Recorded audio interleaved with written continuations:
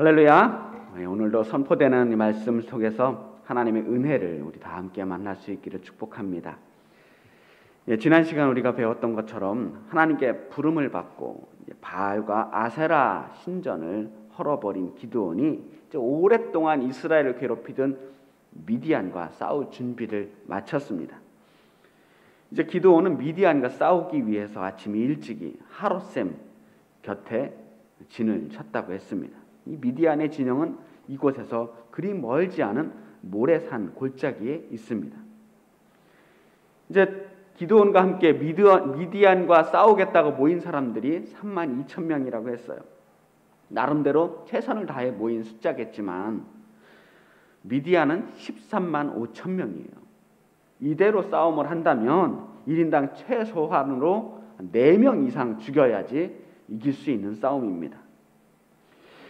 1대4가 넘는 싸움, 현실적으로 상당히 이기기 어려운 싸움입니다. 그런데 하나님께서는 이 32,000명이 너무 많다고 하십니다. 2절 말씀을 보면 여호와께서 기드온에게 이르시되 너를 따르는 백성이 너무 많은즉 내가 그들이 손에 미디안 사람을 넘겨주지 아니하리니 이는 이스라엘이 나를 거슬러 스스로 자랑하기를 내 손이 나를 구원하였다 할까 함이니라. 1대4의 싸움이라고 하더라도 하나님이 도와주신다면 틀림없이 이길 거예요. 그런데 그렇게 하나님이 도와주셔서 이겼다고 할지라도 1대4 정도 되면 이 사람들이 자기가 잘 싸워서 이긴 줄 안다는 거예요. 그래서 그 중에서 사람을 추리기로 하십니다. 이제 너희들 마음속에 두려워 떠는 사람들이 있다면 숙소로 돌아가라. 각자 자기 처소로 돌아가라 라고 말씀합니다. 여기서 자기 처소라고 하는 것은 각자 떠나온 자기의 고향을 이야기하는 것은 아니에요. 근처에 있는 원래 이 군대의 숙소를 이야기하고 있는 겁니다. 왜냐하면 이렇게 돌아갔던 군사들이 나중에 다시 부름을 받고 싸움터에 나오는 장면이 있거든요. 그래서 이 사람들은 이번 전투에 참여하지 않고 대기하고 있는 중이라는 것을 알 수 있습니다. 어쨌든 이제 이 32,000명 중에서 22,000명이 돌아가고 10,000명이 남았습니다. 자, 이 사람들, 돌아간 사람들은 사실 모이라고 하니까 모이기는 했지만 그렇게 싸우고 싶은 마음이 간절했던 사람들은 아니에요. 이 13만 5천 명이나 되는 사람들과 맞서 싸운다는 것이 엄두가 나지 않는 일이죠. 하나님께서 여태까지 몇 번의 증거를 보여주셨지만 여전히 두렵습니다. 하나님께서 보내신 사사 기드온이 우리와 함께 한다는 이야기도 들었지만 여전히 그 마음속에 믿음이 생기지 않아요. 그래서 그 두려워하는 마음, 하나님을 믿지 못하는 사람들, 두려워하는 사람들을 먼저 돌려보내신 겁니다. 이제 1만 명이 남았습니다. 그런데 하나님을 보시기에는 여전히 많아요. 10,000명으로 연합군을 쳤다. 굉장한 일이죠. 그런데 이렇게 어마어마한 싸움에서 이겼다고 할지라도 지금까지의 이스라엘 민족의 믿음의 상태를 본다면 그런 승리를 하고 나서도 이 싸움이 하나님께서 이기게 하셨다라는 고백이 나오기 어려운 믿음의 상태라는 거예요. 내가 말이야 13대 1로 싸워서 이긴 사람들이야 라고 무용담을 늘어놓으면서 자기가 얼마나 용감한지, 자기가 얼마나 강한지 자랑할 사람들이라는 거예요. 나는 누구처럼 무서워서 집으로 돌아가지도 않았고 끝까지 남아서 용감하게 적들과 싸워서 이겨낸 대단한 능력을 가진 사람이라고 뽐낼 것이 뻔하단 말이에요. 근데 사실 대부분의 사람들이 그런 것 같습니다. 우리가 절박한 문제를 가지고 기도할 때 하나님 살려주세요. 하나님 이번만 꼭 좀 도와주세요. 그렇게 간절하게 기도를 합니다. 그런데 정작 그 기도가 응답되었을 때, 그 문제가 해결되었을 때에는 이상하게도 하나님이 도와주셨다는 고백이 쉽게 나오지 않아요. 내가 그동안 열심히 노력한 게 있으니까, 혹은 내가 좋은 사람을 만나서 그래요. 내가 운이 좋아서 그래요. 내가 열심히 하긴 했어요. 이제 될 때가 되었나 봐요. 그렇게 생각할 때가 많이 있다는 거예요. 오히려 그 문제를 가지고 함께 곁에서 기도했던 사람들이 당황스러울 때가 있어요. 나는 함께 기도해서 응답받은 줄 알았는데 이분은 그렇게 생각하지 않는다라는 것이죠. 하여튼 하나님께서는 이 1만 명이 많다고 생각하셔서 거기서 또 거르기로 하십니다. 물가로 데려가셔서 물을 먹을 때 무릎을 꿇고 마시는 사람을 따로 세워놓고 또 손으로 핥아먹는 사람, 손으로 핥아먹으려면 손을 떠서 고개를 들고 핥아먹어야 돼요. 그런 사람들을 따로 세워서 분류해 놓았는데 따로 핥아먹은 사람들만 300명을 남겨놓습니다. 이 기드온의 300용사가 이렇게 만들어지는 겁니다. 기드온의 300용사에 대한 많은 해석들이 있었는데요.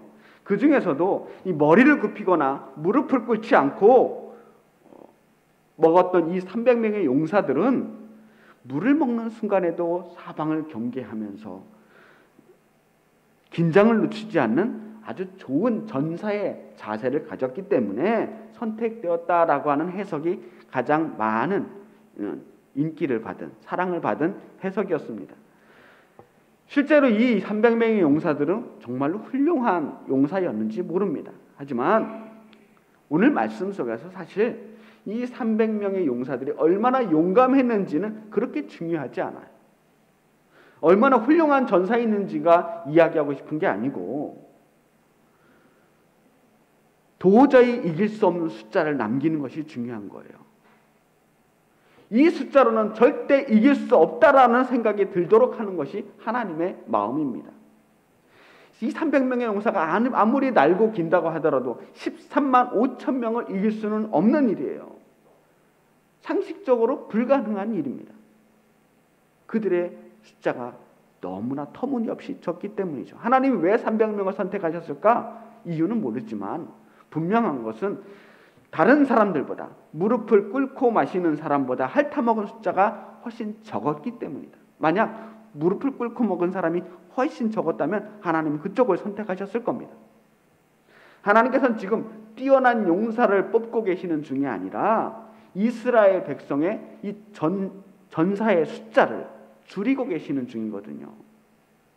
자, 이쯤 되면 한 300명쯤 남겨놓으면 아무리 그들에게 대단한 승리가 주어진다고 할지라도 그때는 이거 내 힘으로 이겼다라고 이야기할 수 없도록 만드시겠다는 거예요.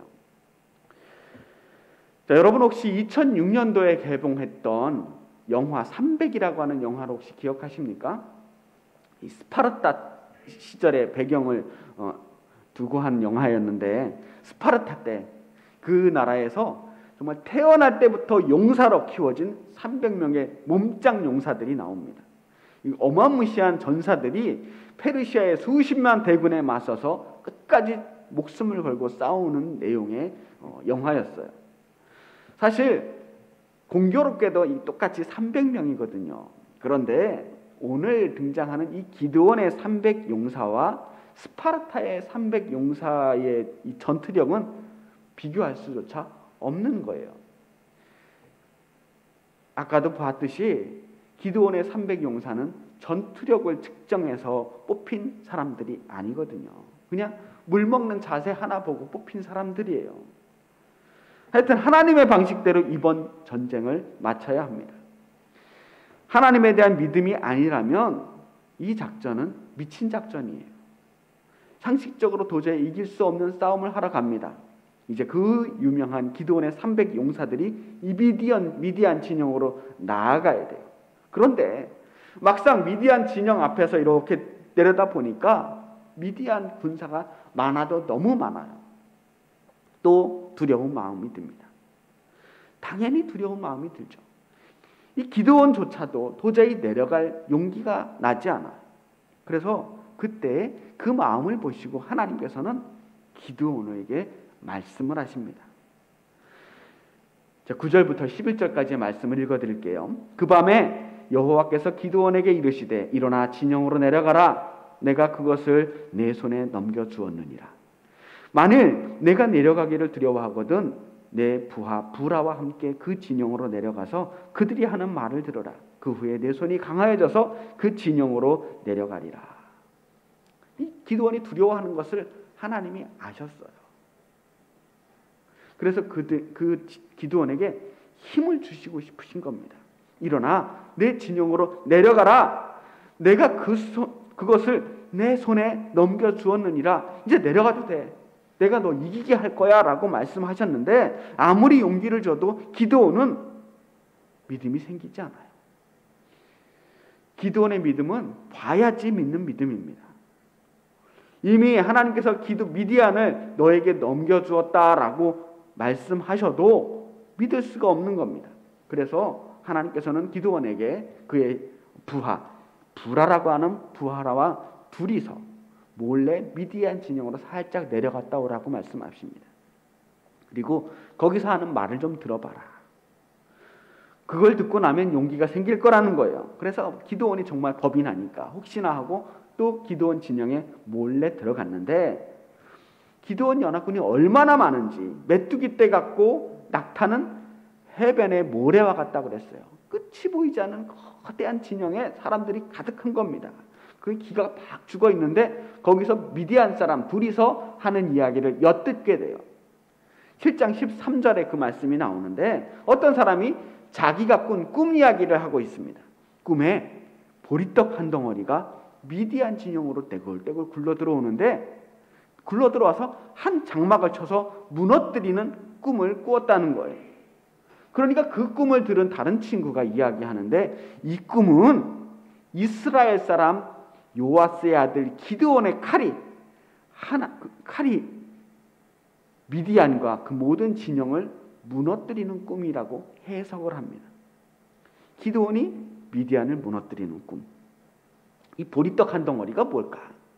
왜 보리떡 한 덩어리 꿈이 기드온이라고 해석을 했을까요?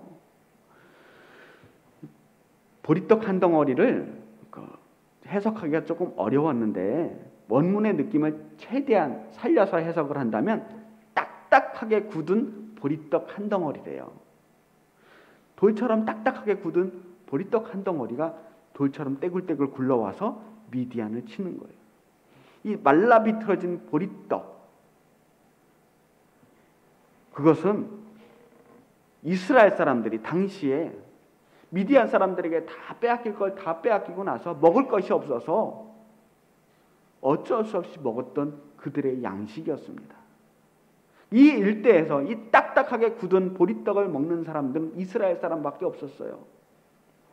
그래서 미디안 사람은 이 보리떡을 떠올리자마자 이 보리떡 먹는 사람 이스라엘 사람이야.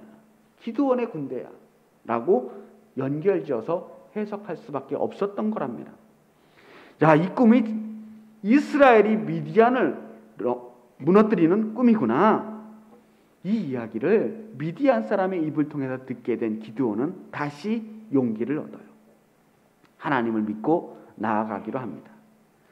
기드온은 가만 보면 한 걸음 한 걸음 걸어 나갈 때마다 하나님이 바로 옆에 계신 것을 확인해야 앞으로 나아가는 그런 믿음을 가진 사람인 것 같아요. 이번에도 겨우 또 그렇게 하나님 도움으로 한 걸음을 걸어 나갑니다. 이제 본격적인 작전에 들어가요. 300명의 용사가 이제 미디안 진영으로 들어가는데 한밤중에 이경 완전히 새벽 동도 트기 전 깜깜한 밤에 나팔과 빈 항아리를 들고 항아리 안에 횃불을 감추고 몰래 적진으로 들어갑니다. 횃불을 그냥 들고 나면 다 들통이 나니까 이 항아리 안에 감춰서 빛을 보이지 않게 하는 거죠. 그렇게 몰래 적진 사이에 들어가서 신호에 따라서 동시에 나팔을 불고 항아리를 부수고 횃불을 흔들면서 소리를 칩니다. 여호와를 위하라. 기드온을 위하라. 한밤중에 갑자기 장독 깨지는 소리가 나고 횃불이 번쩍번쩍하고 사람들 소리가 크게 나니까 이 자던 미디안 사람들이 깜짝 놀라는 거예요. 너무 놀라서 소리를 지르며 도망을 하고 자기 편들끼리 싸워 죽이기 시작합니다. 정신이 없으니까 내 편, 네 편이 없어요. 보이는 대로 마구 찌르다가 300 용사에게 주는 게 아니라 자기 편들 손에 죽기 시작을 합니다. 자, 이 싸움의 장면을 보면서 저는 이스라엘 백성들이 처음으로 출애굽을 하고서 처음으로 가나안 땅에 들어와서 여리고성을 무너뜨리는 장면이 떠올랐어요.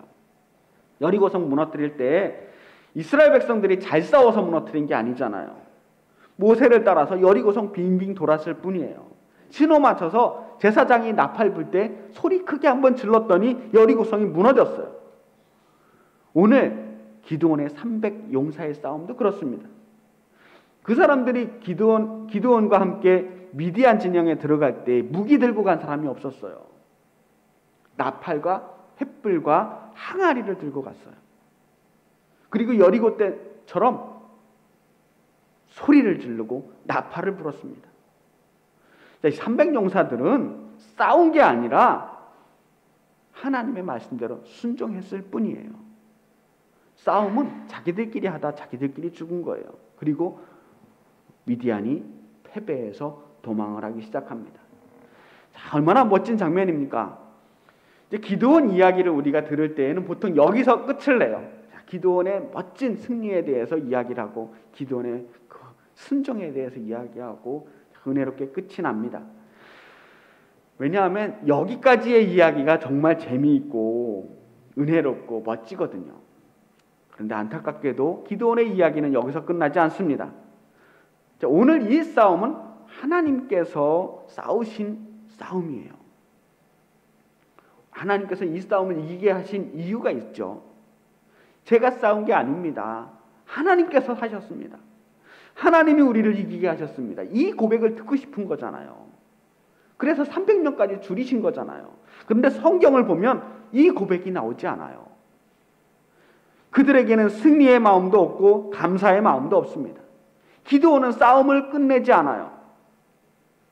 이제 자기들끼리 싸우다 정신없이 도망하는 이 미디안의 패잔병들을 끝까지 쫓아갑니다.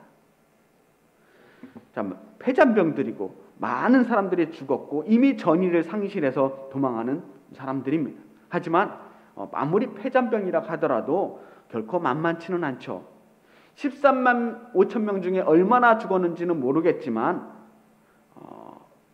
300 용사들이 얼마나 대단한지 모르지만 그 사람들과 싸워서 그들을 전멸시키기란 불가능했을 겁니다. 그래서 기드온은 이제 지원군을 불러요. 아까 돌아갔던 사람들, 아까 숙소에 들어갔던 그 사람들과 함께 실장 마지막 부분을 보면 납달리와 아셀과 므낫세, 에브라임 지파가 함께 연합을 해서 싸우게 돼요.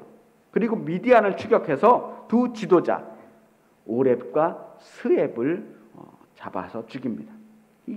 근데 이 사람 재밌는 것은 이 사람들, 이 오렙과 스앱이라고 하는 사람을 어디서 죽이냐 하면 포도주 틀에서 죽여요. 기드온이 맨 처음 미디안 사람의 약탈을 피해서 포도주 틀에서 타작을 했잖아요. 그 약탈과 고난에서 이제 미디안의 두 지도자 오렙과 스앱을 죽이면서 복수를 하는 겁니다. 그런데 이 대목에서 또 이상한 장면이 하나 나와요. 에브라임 사람이 등장을 합니다. 그 사람들이 기드온에게 서운한 이야기를 해요. 왜 미디안과 싸울 때 처음부터 우리를 부르지 않았느냐? 왜 우리를 이렇게 대접하느냐라고 볼멘 소리를 하는 겁니다. 사실 처음에 기드온이 3만 2천 명의 군사를 모았을 때 에브라임을 부르지 않았어요. 기드온이 왜 에브라임 지파를 부르지 않았는지는 성경에 나와 있지 않아서 알 수 없습니다. 분명한 것은 이 에브라임과 기드온과의 묘한 긴장감이 있다는 거예요.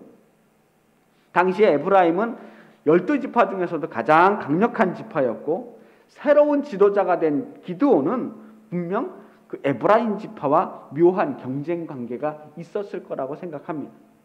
하여튼 기드온은 일단 에브라임 지파에게 달래주는 말을 해요. 내가 이제 행한 일이 너희가 한 것에 비교가 되겠느냐? 에브라임의 끝물 포도가 아비에셀의 만물 포도보다 낫지 아니하냐? 당신들 대단한 사람들입니다. 우리가 300용사와 싸운가 뭐 그거 별거겠습니까? 당신들이 마지막에 와서 도와줘서 저 미디안의 두 지도자를 죽일 수 있었으니 당신들이 한 공이 훨씬 더 큽니다. 당신들이 훨씬 대단합니다 하고 이 에브라임의 마음을 달래주는 거예요. 그렇게 에브라임의 마음을 풀어주고 나서 기드온과 군사들은 요단강을 건너가요. 건너가서 이 미디안 연합군의 끝판왕이 있거든요. 세바와 살문나라가 하는 가장 높은 왕을 죽이기 위해서 끝까지 쫓아가는 거예요. 이 왕들을 죽여야 싸움이 끝난다고 생각을 한 거죠. 그런데 이상한 것은 방금까지 그렇게 자신을 부르지 않아서 서운했다고 말했던 에브라임 지파가 또 다른 연합군들이 요단강을 함께 건너지 않아요. 전쟁에서 분명히 같이 하기로 모였던 사람들인데 이 마지막에 요단강을 건너서 이 싸움을 마무리하는 이 과정에 그들이 참여하지 않는 겁니다. 그들은 잠깐 전쟁에 참여해서 미디안의 두 지도자를 죽인 것으로 자기 역할은 다 했다고 생각하는 거예요. 생색나는 일들은 다 했다는 거예요. 이제 더 이상 그들은 개입하지 않습니다. 이 정도만 해도 내가 이 싸움을 통해서 얻을 전리품들을 얻을 수 있는 지분을 확보했다라고 하는 거예요. 그 정도 공은 세웠다. 그러나 아직 미디안을 완전히 무너뜨린 것은 아니기 때문에 나중에 혹시 미디안이 힘을 되찾고 우리를 공격할 때 우리는 발을 빼겠다라는 거예요. 더 이상의 큰 위험은 무릅쓰지 않겠다. 그래서 기드온과 300용사만 요단강을 건너갑니다. 이 사람들은 너무너무 피곤하죠. 새벽부터 그냥 하루 종일 싸운 거잖아요. 하지만 이 미디안 왕을 잡아야지 끝이 나니까 배가 고프고 지친 이 기드온과 300용사들이 겨우겨우 그들을 따라가는데 그곳에 가는 도중에 숫곳 사람을 만납니다. 그들에게 부탁합니다. 지금 미디안 왕 세바와 살문나를 좀 우리가 뒤쫓고 있는데 너무 피곤하니까 부탁인데 떡 한 덩이씩만 좀 주십시오. 먹을 것 좀 주세요. 그런데 그렇게 간곡하게 부탁하는데도 그들이 도와주지 않습니다. 거절해요. 당신들이 이미 세바와 살문나를 잡은 것도 아닌데 우리가 왜 도와줍니까? 당신들을 우리가 어떻게 도와줍니까? 나중에 이 세바와 살문나가 미디안 족속이 우리를 해코지하면 어떻게 합니까? 보복하면 우리가 어떻게 합니까? 도와줄 수 없다는 거예요. 포기하고 좀 더 가는데 이번에는 분우엘이라고 하는 성읍에 갑니다. 그곳에서도 또 부탁을 해요. 근데 또 똑같은 말로 거절을 당합니다. 기드온이 너무 화가 났어요. 배신감에 치를 떨어요. 내가 세바와 살문나 죽이고 와서 보자. 잡고 와서 너희들 그때 가만두지 않겠다. 너희들 싹 다 복수해 주겠다. 반드시 응징하겠다고 입을 앙다물고 다짐을 합니다. 왜 이렇게 기드온이 화가 났느냐 하면 이 숫곳과 분우엘이라고 하는 지역, 이곳에 사는 사람들이 이방인이 아니에요. 이 사람들도 이스라엘 족속이에요. 그곳은 갓 지파의 땅입니다. 이 사람들은 요단강 동쪽에 살았던 사람입니다. 이 땅이 좋다고 요단강을 건너지 않고 그곳에 머물렀던 지파에, 그 중에 한 지파가 갓 지파였는데 같은 이스라엘 족속이었지만 그곳에서 요단강 동편에 살면서 이 사람들은 이스라엘 지파보다는 다른 이방의 사람들, 에돔이나 미디안이나 다른 족속들과 더 많이 왕래하고 더 가깝게 지냈던 거예요. 그래서 그들의 편을 들어주는 겁니다. 그래서 기드온이 화가 나는 거예요. 배고픔과 피곤함을 견디면서 계속 쫓아가던 미디안이 마침내 세바와 살문나 무리를 발견합니다. 미디안 군대는 13만 5천 명 중에서 12만 명이 죽고 1만 5천 명이 남았습니다. 근데 그 사람들이 똑같죠. 지치고 피곤하고 배고픈 상태에서 여기까지 도망왔으니 이제 쫓아오지 않겠다. 안심하고 쉬고 있는데 기습을 합니다. 그리고 완전히 그들을 격파합니다. 세바와 살문나를 사로잡았어요. 이제 진짜로 기드온이 승리를 한 겁니다. 미디안이라는 거대한 적을 무찔렀지만 사실 이 승리는 누구의 것도 아니에요. 이스라엘은 지금 무너져가고 있습니다. 왜냐하면 그들의 공동체가 깨져가고 있기 때문이에요. 서로가 남보다 못한 존재가 되어갔어요. 같은 민족이지만 서로의 고난에 무관심하고 자신의 이익만을 챙겨가고 있습니다. 그들은 이제 마침내 서로가 서로를 죽이는 지경까지 이르게 됩니다. 왜냐? 돌아오는 길에 기드온이 숫꽃과 분우회를 지나가요. 다시 찾아가서 세바와 살문나를 보여주면서 내가 너희들 돌아올 때 두고 보자고 했지. 거기 사람들 다 죽여요. 지난번에 당했던 그 배신에 대한 복수를 합니다. 이 이스라엘을 구원하러 보냈던 사사였는데 끝이 좋지 않습니다. 오늘 이야기는 사실 기드온과 300명의 용사가 하나님의 도우심으로 멋지게 승리했다고 하는, 멋지게 미디안을 물리쳤다고 하는 아름답고 은혜로운 이야기로 끝이 나야만 했어요. 그런데 현실이 그렇게 로맨틱하지 않았습니다. 하나님께서는 분명히 이 부르짖는 이스라엘을 위해서 멋진 승리를 준비해 주셨어요. 하나님께 영광을 돌릴 수밖에 없는 계획을 준비하셨습니다. 기드온과 300용사로 13만 5천 명을 이기게 하셨어요. 이쯤 되면 이 모든 것이 하나님의 은혜라는 고백이 나와야 되는데 하나님께서는 오늘 이 싸움을 통해서 단 한마디의 감사도 듣지 못했습니다. 기드온은 이 대단한 승리를 통해서 하나님의 영광을 돌리지 못했다는 거예요. 기드온의 승리는 과연 무엇을 위한 승리였을까?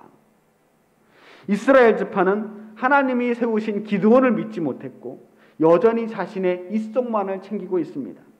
기드온은 자신을 돕지 않았던 숫꽃과 분우의 성읍을 죽입니다. 이스라엘을 구원하라고 세운 사사였는데 오히려 이스라엘 백성을 죽이고 있어요. 저는 이 사사기를 통해서 처음 시작할 때도 그랬지만 우리는 하나님을 믿어야 되지 사사를 믿어서는 안 된다고 했습니다. 저는 사사기를 통해서 성경의 인물들, 등장하는 수많은 위인들이 있지만 그들이 하나님이 아니라